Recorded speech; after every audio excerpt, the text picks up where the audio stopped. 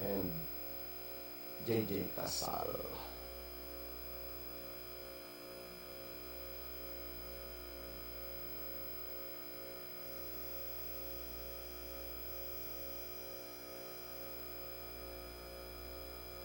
Lollipop.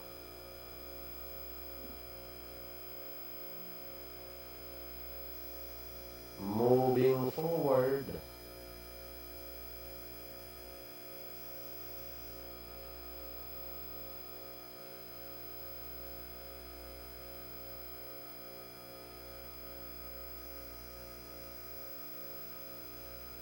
Finally inside. Set to go. Good luck on your big five choices for the second set.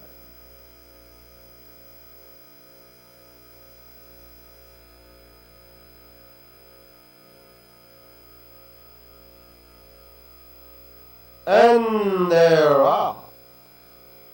Headmastership draws for your lead right the end second noun parallel moving up down on the inside Magic Carpet Ride. Gentleman Jim moving up on the outside in between runners is River Mist. Lollipop running by little King Jeff. Then comes Happy Maggie. Alongside is Hidden Eagle. And a long way back to Artikulo Uno. Heading towards the 600 with Headmastership in command by 3/4 of a length. Pressing upon the outside noun parallel, so as Gentleman Jim. As they race towards the 450, bunch of horses are piling out for the lead. We have noun parallel in between runners running by the Headmastership. Gentleman Jim at the center, then on the outside Lollipop, and down the stretch they go. Headmastership still leading the field.